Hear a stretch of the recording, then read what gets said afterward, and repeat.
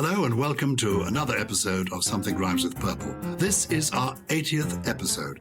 If you're new to the show, it's a celebration of words and language, and we've been very lucky. We've had, several million downloads, which is fantastic. We've won an award as Best Entertainment Podcast of 2020, and from our point of view, the happiest thing about it is that around the world, we have people who tune in on a weekly basis to enjoy our enjoyment of the English language, the richest language in the world. And we can do it because I'm a word enthusiast, but I have with me a fellow word enthusiast who is also our leading lexicographer, a woman who understands words completely and knows more about the English language, I believe, than any other person on the planet. Aww. She is Susie Dent. Hello. I'm sorry if I sniggered in the middle of that introduction, but my stomach decided to have a say as well. So did you hear the borborygmus? What's that? What's the word? Borborygmus. Borborygmus. Yes. That's a little sort of tummy. Oh, wobble. That was quite a loud gurgle for those who picked it up. Yes. People are extraordinary, though, and now women seem to be able to do this sort of thing, have a borborygmus. I've been making a television series with a lovely actress called Sheila Hancock. Oh, yes. And it's a series, I think, that goes out in the UK in November, December, but I think is going to be seen internationally. We travel together on canals. And Sheila is a remarkable person in so many ways. She's an actress, an entertainer, a scholar, a polemicist, but she also is a belcher, a burper. And she's 87. And we have lunch together, and she then sits back and issues in a public place a sort of loud belch. Yes. I say, this is not acceptable. She says, it is totally acceptable. I say, I don't think it is. No, I'm with you. But do you know what? I think it's a bit of a class thing because I might be completely wrong about this, but as I was growing up, it was always the really posh people, if I ever met them, who thought it was perfectly okay to sit back and yes, hold forth from their stomach. Whereas the middle classes like you and me, we're just a bit more kind of, holding on to our serviettes, not our napkins and all that stuff. Maybe it's a sense of entitlement. Maybe. I can do what I like. I can burp, I can belch. What was the word you used to describe your tummy rumble? Oh, borborygmus. What's the origin of that? Borborygmus, I actually should know this straight off. I think it's probably Latin via Greek, but I'm going to look it up for you. I've used it loads and I've never actually interrogated. That's why I love this podcast, because it actually gets me looking things up that I should have known a long time ago. Yes, modern Latin from the Greek, borborygmus. It's defined in some dictionary as a rumbling noise in the bowels. Well, I can assure you that wasn't my bowels. That was definitely my upper intestine. Thank you very much for sharing that.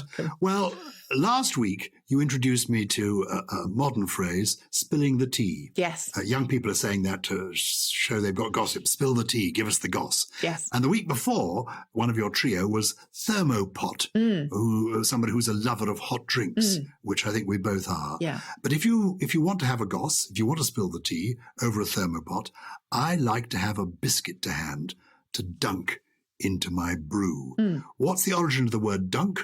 And then let's get down to biscuit business. Okay, so the origin of the word dunk, thanks for asking me something I didn't know, is the very first thing. No, but it's good because people think, oh, yeah, she spent hours mugging it all up. She hasn't. We just get together once a week for an informal chat. And if she knows it, she knows it. And if she doesn't, she's got access to a dictionary. I do. Tell me. Oh, this is lovely. It's American English, but it's from Pennsylvania German. Massive German community there. And it's from Dunker to dip, which is from the Middle High German dunken, which I should know, given that I'm a Germanist, but I didn't. And so the idea in basketball of jumping up and pushing the ball down through the basket is similar to the action of dipping something into a hot liquid. Great. Well, if you're listening in Philadelphia, if you're listening in Pennsylvania, we love your language and we're grateful to the word dunking. I adore biscuits, Susie Dent. I know. I see your tweets where you're always showing your breakfast. Well, or I your discovered tea or what whatever. people like when I tweet. They like cakes and cats, most of all, but I also tweet my breakfast. And if I come across a lovely biscuit, I tweet that as well. Well, first of all, we're calling it a biscuit. Globally, is that the right thing? Is a biscuit the same thing as a cookie?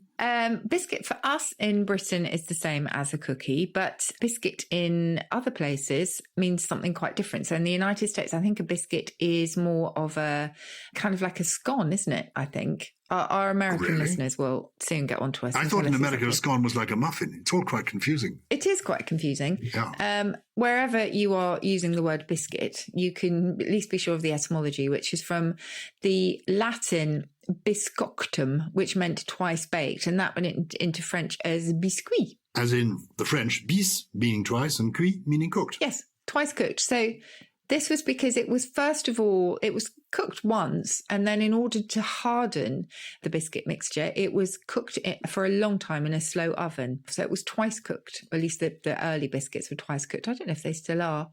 But the Americans, when they talk about what we would call a biscuit, talk about cookies. Yes, and of course we have cookies here now a cookie is a version of the word cook, I suppose. Absolutely. Yes, simple as that.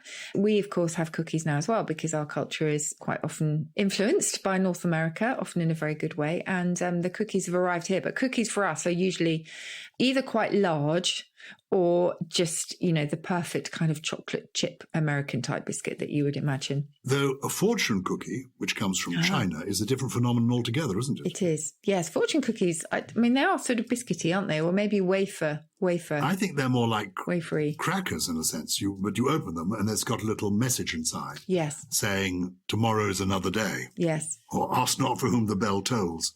Or mine's a number 33. Do you remember when you used to go to Chinese restaurants and you ordered by the number? I don't know if this applies worldwide, but there used to be Chinese restaurants where the dishes were described. There was a long description. Sometimes on the opposite page it was in Chinese lettering. Yeah.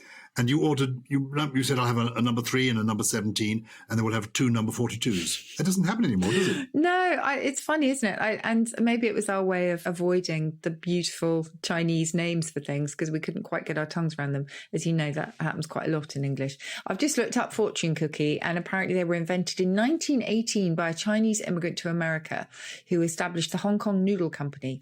And they handed out cookies with uplifting messages, but it was all part of a PR stunt. I love you, and I think I want to talk about biscuits, but you mentioned the word noodle. I adore the word noodle. It's almost top of my list of favourite words. A noodle is your head. A noodle is something you eat. What's the origin of the word noodle? Noodle, it's Germanic, as you would expect. So in German, you can call someone a Nudeltopf, which I love, which means noodle head. So for us, that would be a bit of a tautology. But ultimately, it might go back to the Latin nodulus, which is a kind of nodule. But the idea really is it's the head or the back of the head. And noodle thatcher in the 18th century was old slang for a wig maker, which is great. We mustn't get sidetracked because I want to go now. I'd love to go. We'll have to do a whole episode on pasta. On noodles. I want to know about the spaghetti and where that comes from. Pasta shapes. Yes, let's do that. But let's concentrate on this. What about crackers? Crackers simply crack, I think. So they are biscuits. They are biscuits usually of a savoury nature, I think. Yes, they are. So you get cream crackers. Yes. I like a cream cracker myself, one of those square cream crackers. I like to crack a cracker. Wafer. Wafer is related to waffle and goes back to, we changed the G of the French gaufre, which I think in turn goes back to the Dutch word beginning with G as well. We changed that to a W, but I think ultimately it goes back to a root meaning honeycomb. That's nice. Yeah. People used to have ice cream served in wafers, didn't they? Oh, yes. I liked that. Oh, Knickerbocker Glory. I haven't had one of those. That doesn't have a wafer. Oh, well, mine always did. A wafer? Yeah. You didn't have a Knickerbocker Glory with a wafer? Yes, glacé cherries and a wafer on top.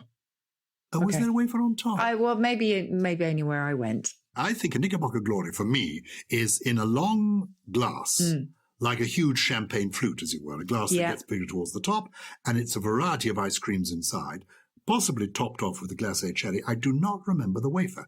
The wafer, for me, was between a slab. You had 2 wafers and a bit of ice cream in between. Like the butterfly wings. Yeah, I think you still get those. I quite like that. Possibly not in COVID times, but yes. No. Speaking of communion wafers, I had an extraordinary experience this week. You've heard of Jane Austen? Yes. The great English novelist. Yes. World famous. Her father was a clergyman. Yes. The Reverend George Austen. I, this week, was in a beautiful church where he was the rector for more than 40 years. And they showed me the chalice and the plate that contained the wafers that he served communion from. Wow. Oh, lovely. And so I handled this plate that would have been handled by Jane Austen when she took communion. How With fantastic. the wafer. Isn't that amazing? Yeah. I love that. Anyway, that's just an Tangible aside. history. Yes. It is. I love tangible history. Me too. And this is edible history of language. Biscuits, cookies, crackers, wafers. Let's talk about some of the brands, some of the individual biscuits. And some of these will be familiar to people in the UK, less familiar internationally, but we'll come to Garibaldi and his biscuits from Italy in due course. Let's start with British biscuits. Do you have a favourite one? Now, asking someone what their favourite biscuit is, a little bit like asking them what their favourite word is, because you can be there for hours. But I think if I had to choose, and it would have to be with a cup of tea, this may surprise you, it would be a rich tea biscuit, because I have been known quite frequently to dunk an entire packet of rich tea biscuits into a single mug and eat the whole lot. And we're talking 30 or 40, yes. Oh, they are the most dunkable biscuits in the world. Was this a very troubled time in your life? 30 or 40 biscuits? I could easily do that now. Really? We're not recommending you try this at home. Even those of you who are the most demented Dent followers do not dunk an entire packet of rich tea biscuits. Why are they called rich? Is it like the Mars bar? Was there actually someone called Mr. Rich who had a company that made biscuits? They were originally called tea biscuits, and they were developed in the 17th century in Yorkshire, and they were intended for the upper classes as a light snack between their full course meals. And then I don't know why the rich was added on. Maybe they were for the rich, or maybe they thought they were, particularly. Well, I think it gives the impression they are enriched. There's something so luxurious. Yes. I'm a luxury if you can Well, in fact, afford. they're as simple as you can get. Do not give me a rich tea biscuit without a cup of tea, though, because they're very bland. But in a cup of tea, they transcend, I am afraid, all other biscuits. What's your favourite? A chocolate Oliver. A chocolate Oliver is a Bath Oliver covered in a thick coating of dark chocolate. Now, tell us about Bath Olivers. These are very famous biscuits in the United Kingdom, and I think in luxury places around the world, they still serve a Bath Oliver. Yes. What's the origin? They, a bit like digestives in a way, they were thought to be curative. So digestives were sold by Huntley and Palmer's of Reading in England. They were sold as an aid for digestion, and they were prominent in ads for the Cunard steamships. And the idea was probably that if you were wealthy enough to go on a steamship cruise, you were likely to eat incredibly rich food that would need a digestive aid or antacid at the end of it, hence digestives. And Bath Olivers similarly were thought to be kind of remedial. So they were intended for those suffering the effects of a really rich diet. Oliver, because they were invented by a William Oliver, and he was a physician from Bath who apparently treated people who were a little bit bilious and quite rich with it. So they could afford to go and see him and then afford a rich diet, for which they then needed the Oliver antidote, if that makes sense. If you are one of our international listeners in Dubai or wherever you happen to be, come to Bath. It's the most beautiful city in the west of England, famous for its spa. And 200 years ago or more, people would go there to take the cure, wouldn't they? To take the waters, to both drink the waters, swim in the waters. And there were lots of doctors, some legitimate, some more of the quack variety. And they would have cures of different kinds for things like biliousness, the gout, hypochondria. That's the one I've got most of. And Dr. Oliver was one of those. Yeah. So the chocolate Oliver is my favourite biscuit, based on the Bath Oliver, created by Dr. Oliver in Bath. You mentioned Reading and the firm of Huntley and Palmer's. They had a biscuit factory in Reading for many, many years. And this week happens to be the anniversary of the birth of Oscar Wilde, the great Irish playwright and poet, born on the 16th of October. And he was a remarkable person, and you may know he was imprisoned in Reading Jail. Yeah. And one of the visitors to Reading Jail was Mr. Palmer of Huntley and Palmer. Amazing. And the Palmers were good friends to Oscar Wilde and his wife, Constance. Are they ever known as Readings? Do you get Reading biscuits? No. I don't think so. You get digestive biscuits. Did they pioneer the digestive biscuit? Yeah, so they gave us the digestives. Another one I don't think actually came from Reading. In fact, probably as far away from Reading as you could possibly get, which is the Nice biscuit. So Nice biscuits are ones, they're quite sugary, aren't they? And kids love them. I thought they were called nice biscuits because they're delicious. That's it. So they've got NICE written on them. And depending how you think of them, they can either be nice or nice. But I think the company wants us to think that they're a nice. The Hull Daily Mail, apparently in 1929, carried an ad for Huntley and Palmer's Nice biscuits, using the phrase, delightful as the town after which they are named. So whether or not they thought of Nice right from the start, or suddenly did nice could be Nice. I'm not sure, but anyway, I think that's Nice neat. is the official pronunciation. Yes, Nice is the official pronunciation. I love a Nice biscuit. They are very sugary, but that's a favourite dunking one. Wonderful. Yeah. What about the Shrewsbury or the Shrewsbury? Gosh, I don't know about that one, actually. Shrewsbury are the ones with currants in, aren't they? And they're really nice, and they're also quite sugary, and they're sort of slightly fan-tailed. I think they're called Shrewsburys. And not Shrewsbury. Again, if you're international, you won't know this. There's a great debate about the pronunciation of the town of Shrewsbury. And again, it's in the west of England, and it's a brilliant town. There's a school there, a famous old school, which definitely calls itself Shrewsbury. But the people who live in the town mostly call themselves Shrewsbury people.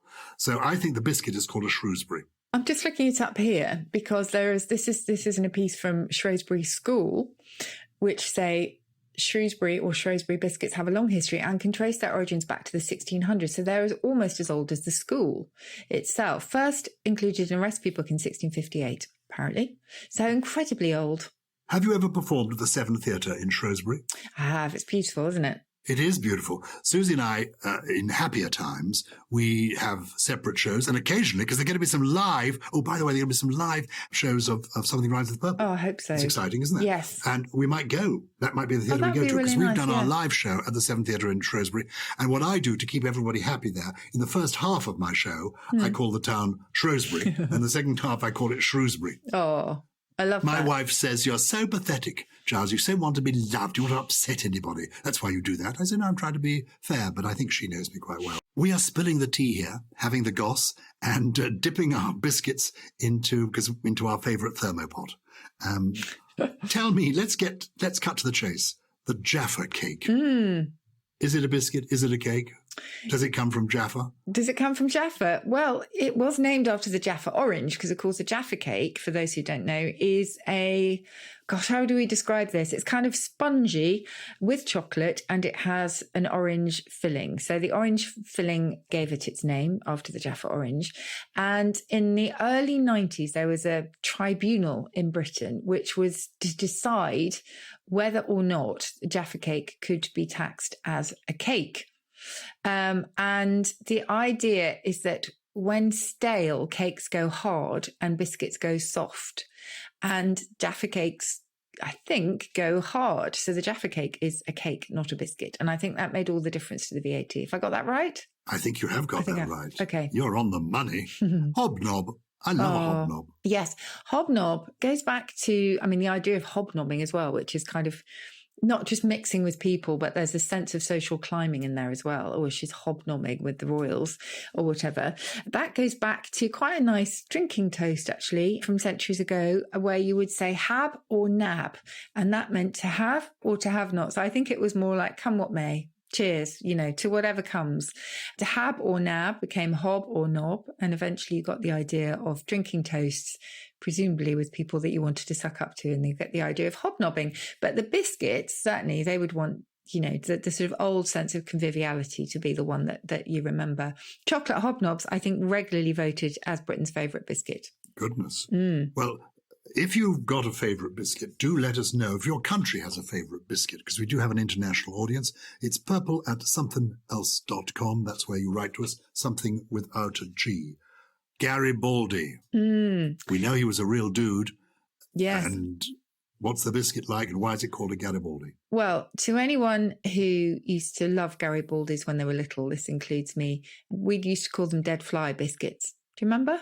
Did you ever call them dead fly biscuits? That's exactly what we call them. Because that's exactly what they look like. They look like they have got lots of squashed flies in them, essentially. Named after Garibaldi. He was a general, wasn't he? Giuseppe Garibaldi. Nothing to do with the fact that he used to like eating them. It was just simply in honour of him. And apparently a beard, a cocktail, and also a rugby trophy have also been named after Garibaldi. So not just the biscuits. He was a great and controversial Italian leader. Quite a controversial figure at the beginning of the 20th century.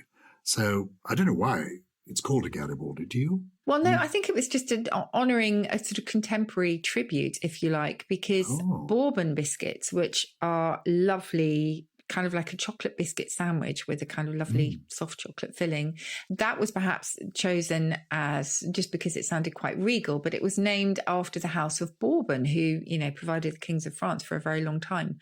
So I think they were quite often, as I say, contemporary tributes. Penguins are lovely. Now, I would love to think that penguins have crossed the world. In Britain, as I was growing up, and Gyles, you'll remember this, the ad that we all remember for penguin biscuits was pick up a penguin. And there was a great tune, which I won't sing.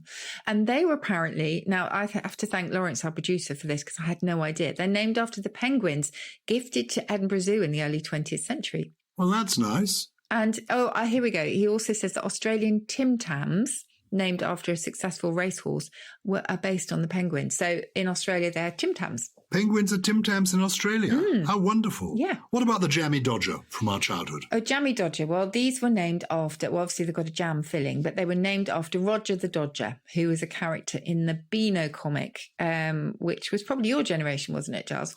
I love the Beano, the Dandy, the Beezer, the Hornet, all those comics from the 1950s, published by D.C. Thompson in Dundee. Yeah. I loved it. Oh. And Jammy Dodger comes from there. One of the characters in that. Roger the Dodger, who was always Roger the dodging Dodger enjoyed a Jammy Dodger. Yeah. Well done.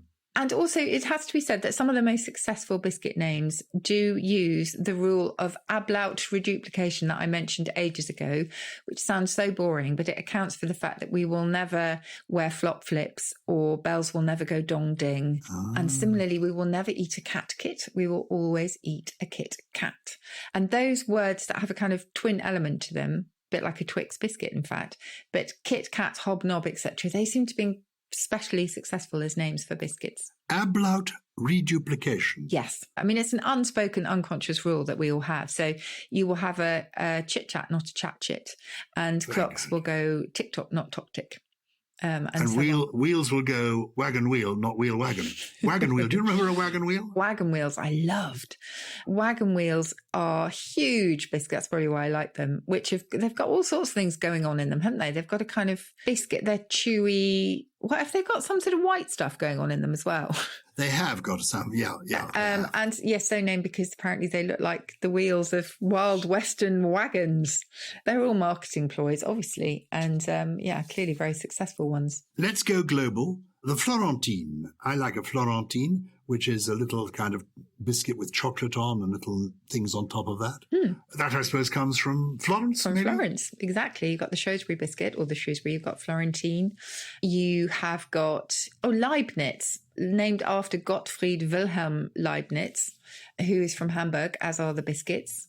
He was, I'm just reminding myself of this now because my history is terrible. He was a prominent German polymath and one of the most important logicians, mathematicians, and natural philosophers of the Enlightenment. There you go. Very good. And there's a Leibniz biscuit. I'm not familiar with that. I am familiar with the Amaretti biscuit. Yeah. And it used to be, in my drinking days, there was a certain drink that they served you in an Italian restaurant, and it always came with an Amaretti. But I never liked the Amaretti. There must be something on it like almonds that wasn't to my liking. Yes, they are actually quite almondy, aren't they? It simply translates as little bitter ones. But Amaretti, I don't think are that bitter. I wonder if it's because they went with, bitter coffee or whatever. But yes, you're right. I mean, there's amaretto as well, isn't there? Which is the almond flavoured liqueur. Oh, I know. It must be a reference to bitter almonds. I think that's where we're getting it from. What about macaroons? That's something that they also serve in restaurants. I don't like it when they bring the coffee, and I don't want an Amaretti biscuit, thank you very much, nor do I want a macaroon. I want a proper chocolate, maybe a truffle. I don't mind a little square of dark black chocolate wrapped in some gold wrapping. I quite like that. I do not want a macaroon. I'm with you. Although the modern macaroons that have got this lovely filling in them and that you have to refrigerate, They are very good. They're quite chewy and quite different. What do you know? I'm going to take you right back now. Do you remember a song which was Yankee Doodle went to town riding on his pony, stuck a feather in his hat and called it macaroni? Of course. So this was basically reflecting the English view of Americans who it's not very nice. They were still under British rule, I guess, colonial rule. And so they were seen as hicks, lacking sophistication. And macaroni was a name for a dandy. And macaroni, the pasta dish, was thought as being quite exotic in that time. And so the macaronis, who were young men who had travelled abroad and liked to think of themselves as being incredibly exotic because they wore these continental fashions, you know, they were seen as fops by the British, but thought a lot of themselves. That's the idea, obviously, very disparaging at the time. But macaroon, just to get to the point, is linked to macaroni. And again, they were seen as these kind of exotic foods. So it's quite interesting. Macaroon itself and macaroni goes back all the way to Greek, meaning food made from barley, I think. But it's all because of these macaroni fops who ate the macaroni pasta and dressed like dandies. That's a very long story, isn't it? It's a good story. Let me tell you my macaroon story. Okay. Macaroons are often served wrapped in light tissue paper. Can you picture it? Yes. And people sometimes flatten the tissue paper, take out the macaroon and flatten the tissue paper. And if you light the corners of the tissue paper, they float upwards. Have you seen people do that? Yes, I have. I was speaking at a very grand dinner, attended, I think, by, let me get this right, the finance minister of Singapore, who was a very significant figure who came with a lot of guards. It was a very grand dinner at a hotel in central London. And it was quite a long evening. And at one of the tables were some young bankers. And they got these macaroons. They removed the macaroon and they flattened the paper and they lit the corners. And they did this as a kind of competition. And so we had floating to the ceiling these burning bits of macaroon tissue, which, wait for it, set off the water. Exactly, the fire alarms, the water chutes. The room was suddenly flooded with water. Oh, no. And you often go to a place and you see up there, if you look at the ceiling, you'll see the spouts that the water's going to come out of. I assumed it would be a gentle trickle of water. It's like being in a shower. The whole room was suddenly flooded. All these ladies in their finery, the men in their black ties, the finance minister of Singapore with the security. All because of the macaroon wrappers. It was the macaroon wrappers that set the sprinklers going. So whatever you do, don't light your macaroon wrapper. Just take it off, screw it into a little ball and put it in the bin. I've never told you one of my first date stories, which I will come to another time or tell you off air. But essentially, I set my hair alight. Oh, no, come on. Similar. You can't tease us. That's, I'm sorry, we're spilling the tea here. We're spilling the tea here. Have you got the receipts? Can you show us some pictures? Tell us what happened. Not. I was going to say it was a long time ago. It was a long time ago. And tell us about that first date. What happened? Okay, so I was in a restaurant. I had been very nervous about this date, so I hadn't really eaten very much. And I was one glass of wine in, went straight to my head. Was probably getting a little bit giggly. And there were some candles on the table. And probably in my sort of nervousness, I was flicking my hair about and accidentally flicked it into the candle, at which point I heard this and I don't know if you've ever smelt burned hair, Gyles, but it is the worst smell in the world. So I quickly put the hair out. That was okay. Not in the wine. I had some water, so it wasn't too awful. But the smell permeated the restaurant so much that they evacuated it. Good grief. Yes. Well, that was a date you wouldn't forget. What happened to the relationship? Yes, unsurprisingly, it didn't go much further than that. I'm wondering if I'm inventing the evacuation at the end. I may be, but I know certainly there was real disgust at the smell that was wafting around. This is what happens with stories, remembered in retrospect. I've recently published a book called The Oxford Book of Theatrical Anecdotes, which is theatre stories. Yeah. And indeed, towards Christmas, we might talk of theatre stories. There's some good, funny theatre stories. But one of the stories I wanted to put in the book was one that I couldn't work out whether it was true or not. It concerned an actor called Peter Wyngarde, who was a great matinee idol in Britain in the 1950s and 60s and early 70s. Very good looking, dark-haired, handsome, bit of a macaroni. And Peter Wyngarde appeared in the play Cyrano de Bergerac by Edmond Rostand, and he appeared in the Bristol Old Vic. Very celebrated. And in one scene, he's running across the stage holding a lit candle. And it was a lit candle. And unfortunately, the lit candle set fire to his hair. Same thing. And yes. And so his hair was ablaze. And he was running around the stage trying to put out the blaze on his head. And eventually, because he couldn't put it out, he pulled off his wig. And he revealed to the world that he was in fact a bald man. Wow. This handsome matinee idol was bald. That's a great story. Bald men can be attractive. It can be attractive, but he, as it were, sold himself as a dark-haired man. Now, the point of the story is it's a good story. But somebody said to me, when he played Cyrano de Bergerac, he was a young man. He still had hair. Oh. This can't have happened. Oh. So that's the problem with an anecdote. Yes. So you can't remember I can't remember, to be honest, but I genuinely do remember the fact that a lot of people were looking around trying to locate the source of the smell. Because, yes, burnt hair, you just Good. do not Well, want if you want to spill the tea, listeners, and share with us your most embarrassing moment, the time you set light to your hair, or indeed tell us tales of your first date, give it a linguistic twist. That'll justify us bringing it up on Something Rhymes with Purple. You can tweet us or email us at purple@somethingelse.com. Who's been in touch this week? Yes, I just have to say, we haven't even mentioned Oreos, which I love, the Oreo cookies, which nobody knows the origin of this, but one theory is it goes back to Oreo daphne, which is a plant in the laurel family, because there was a laurel design on it originally. And then there's the Snickerdoodle in the US as well, which is just such a brilliant name. What's the origin of Snickerdoodle? Is it to do with Snickers? I think German, some people say it goes back to Schneckennoodle, which is a German, I think meaning a simpleton. I'm not sure. Not sure what Schneckennoodle is actually. Schnecken in Germany are absolutely gorgeous. They're a bit like pain au raisin, those raisin round croissant that you have. When I worked in Germany, I would have quite often 3 or 4 Schnecken a day.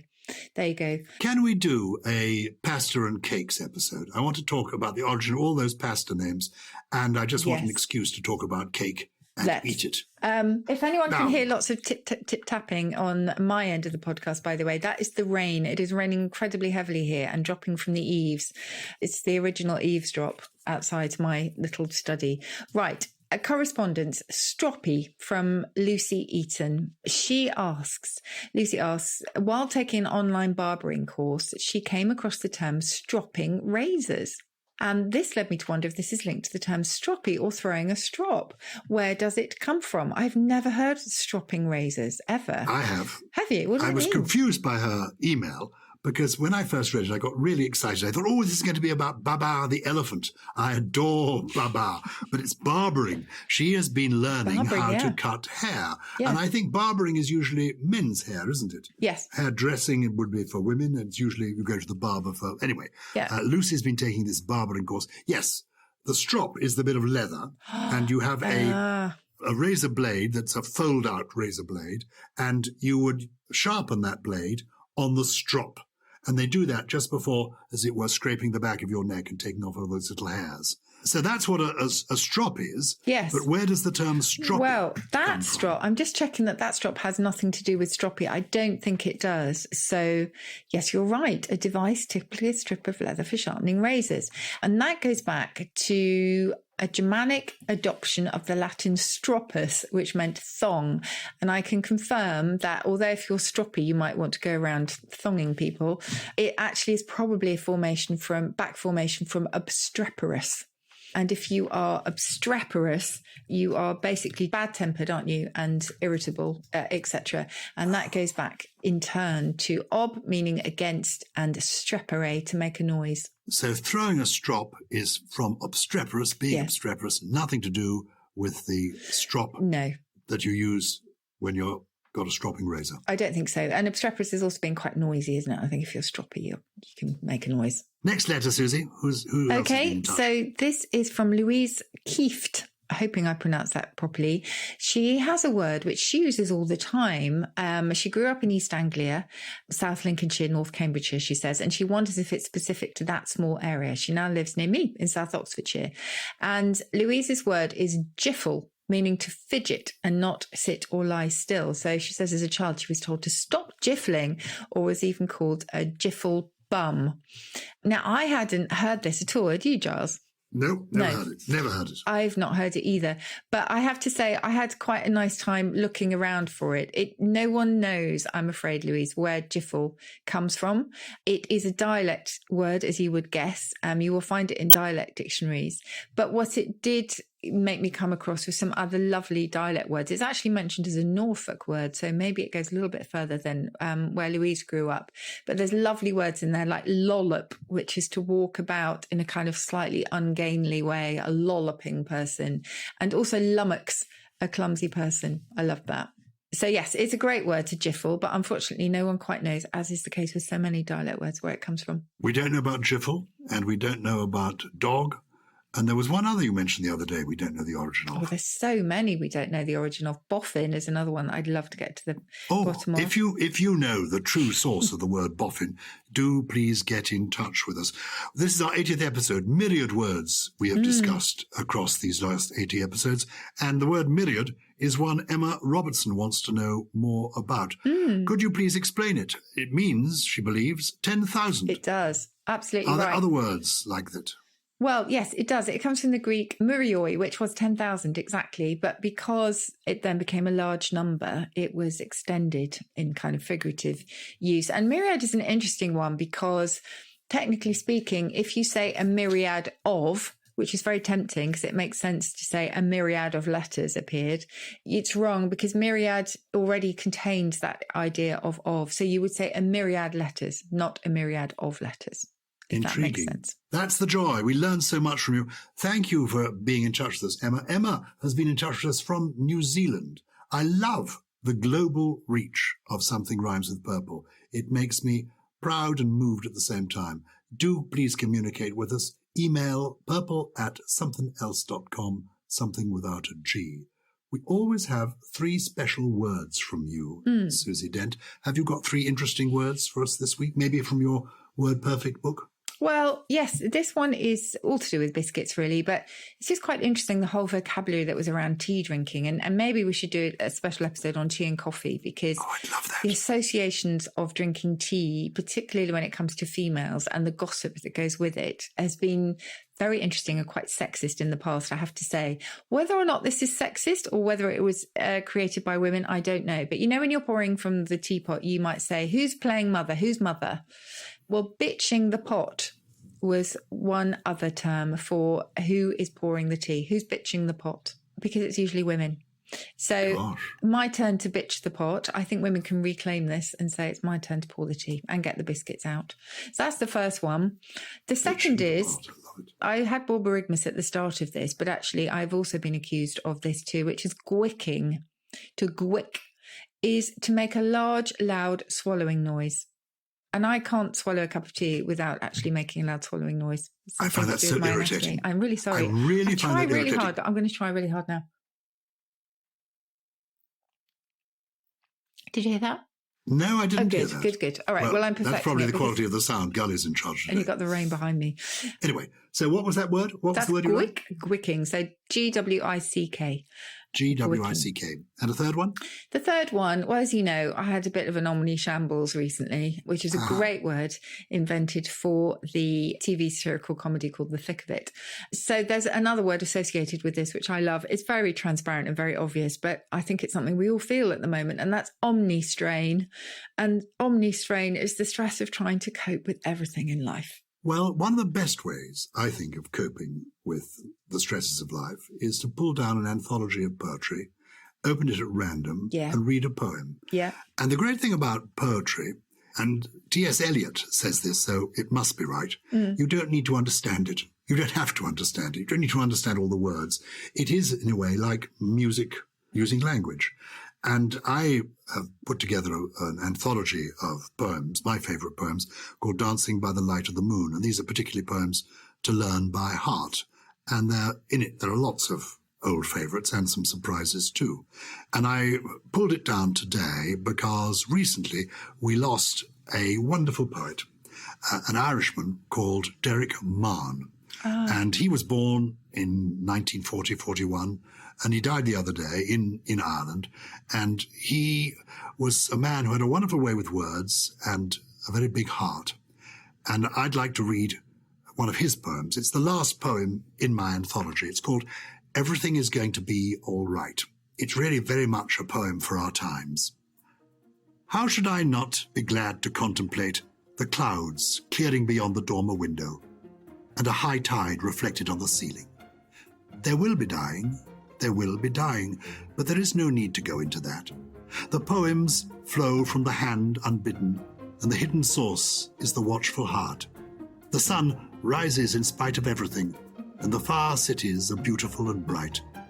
I lie here in a riot of sunlight, watching the day break and the clouds flying. Everything is going to be all right. Oh, that's beautiful.